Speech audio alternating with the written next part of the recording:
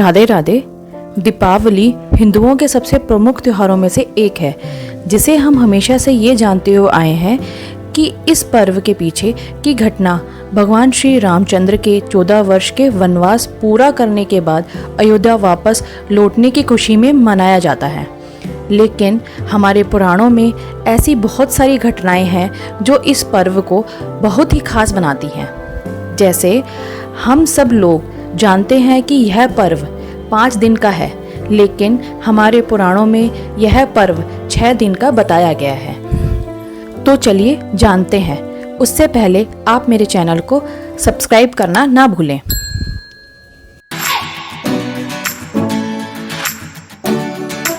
वत्स्य द्वादशी जो धनतेरस से एक दिन पहले मनाई जाती है, जो माता लक्ष्मी के साथ भगवान विष्णु की पूजा और गायों की सेवा का दिन बताया गया है।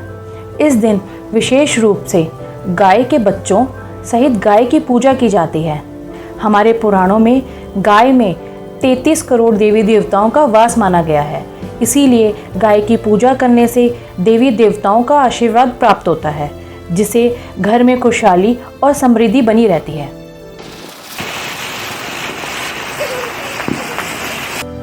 धनतेरस जो त्रयोदशी तिथि को मनाया जाता है, यह पर्व भगवान धन्वंतरी के जन्मदिन के रूप में मनाया जाता है। पौराणिक कथा के अनुसार समुद्र मंथन के दौरान धनतेरस के दिन भगवान धन्वंतरी अमृत कलश और आयुर्वेद के ज्ञान के साथ प्रकट हुए थे। इसीलिए इस दिन स्वास्थ्य समृद्धि के लिए भगवान धन्वंतरी की पूजा की जाती है। धनतेरस से रिलेटेड बहुत सारे रहस्य हैं।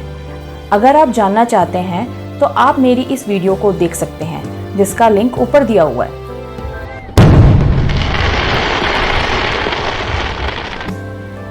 यह पर्व चतुर्दशी तिथि को मनाया जाता है, जिसे नरक चतुर्दशी के रूप में जाना जाता है।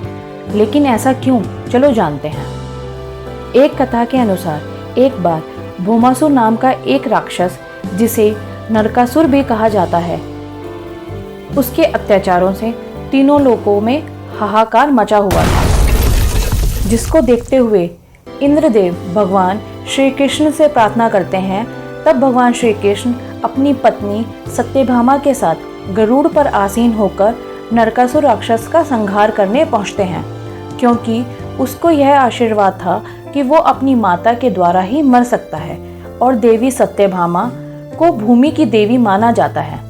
इस प्रकार भगवान श्री कृष्ण ने देवी सत्यभामा को अपना सारथी बनाया और उनकी सहायता से नरकासुर का वध कर दिया, जो आज भी दक्षिण भारत जैसे गोवा में बुराई पर अच्छाई की जीत का प्रतीक मानकर नरकासुर के पुतले बनाए जाते हैं और सड़कों पर जलाए जाते हैं।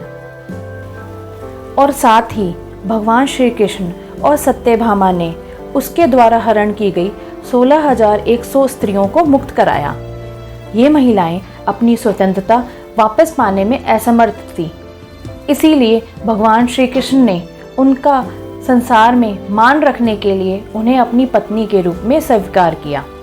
चतुर्दशी तिथि पर ही भगवान श्री कृष्ण ने उसका वध किया था, इसीलिए इस तिथि को नरक चतुर्दशी भी कहा गया, जिसका उल्लेख भागवत पुराण, महाभारत, हरिवंश पुराण और ब्रह्मवैवर्त पुराण में मिलता है।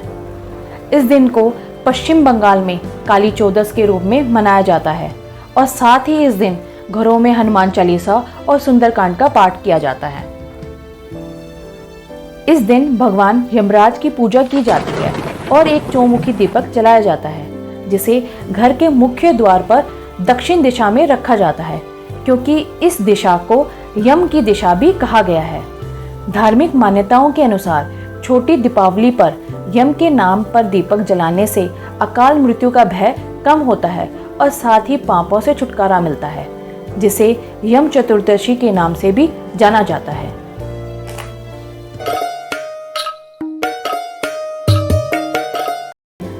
इस दिन धन की देवी लक्ष्मी के साथ बुद्धि के देवता गणेश जी की पूजा की जाती है।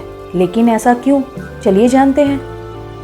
कहा जाता है कि जब लक्ष्मी जी मिलती हैं तो उनकी चकाचौंध में व्यक्ति अपना विवेक खो देता है, पर बिना बुद्धि और विवेक के सफल कार्य भी असफल हो जाते हैं। धन की प्राप्ति के साथ बुद्धि और विवेक का भी होना बहुत ज़रूरी है, इसीलिए लक्ष्मी जी के साथ गणेश जी की पूजा का समान महत्व दिया गया है। साथ ही इस दिन पर भगवान श्री रामचंद्र वनवास पूरा करने के बाद अपनी जन्मभूमि अयोध्या वापस आए थे। उनके आने की खुशी में अयोध्या वासियों ने पूरी अयोध्या को दीपों के साथ सजा दिया था।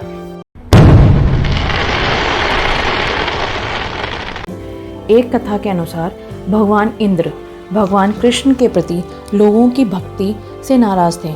उन्होंने भारी बारिश से तबाही मचाई। तब भगवान श्री कृष्ण ने ब्रजवासियों को बाढ़ से बचाने के लिए गोवर्धन पर्वत को अपनी सबसे छोटी उंगली पर उठा लिया। ऐसा माना जाता है कि यही वह दिन था जब भगवान श्री कृष्ण ने गोवर्धन पर्वत को नीचे रखा और तभी से प्रतिवर्ष गोवर्धन पूजा करके अन्नकूट उत्सव मनाने की प्रथा बन गई। गोवर्धन पूजा के दिन गाय के गोबर से गोवर्धन जी बनाए जाते हैं और उनकी पूजा की जाती है। गोवर्धन पूजा की उत्पत्ति खासकर भागवत पुराण में निहित है।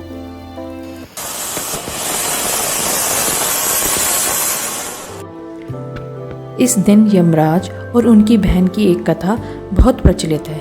चलिए जानते हैं। भगवान सूर्य और उनकी पत्नी संज्ञा की संतान यमराज और यमुना थी। यम पापियों को दंड देते और वहीं यमुना मन की निर्बल थी।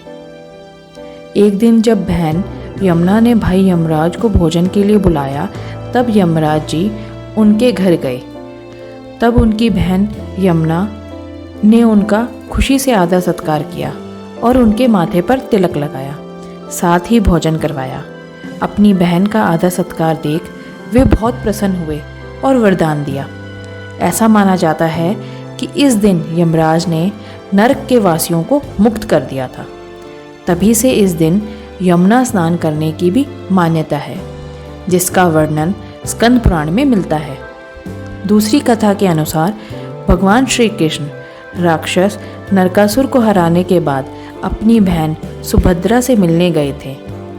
ऐसा माना जाता है कि सुभद्रा ने अपने भाई के माथे पर तिलक लगाया, उनका आदर सत्कार किया। कहते हैं तभी से हिंदू धर्म में भाई बहन का यह पवित्र त्यौहार भाई दूज कहा गया। कमेंट करके ज़रूर बताना कि हमारा वीडियो कैसा लगा। If you like, do share with your friends and families and subscribe our channel. See you in the next video. Thanks for watching.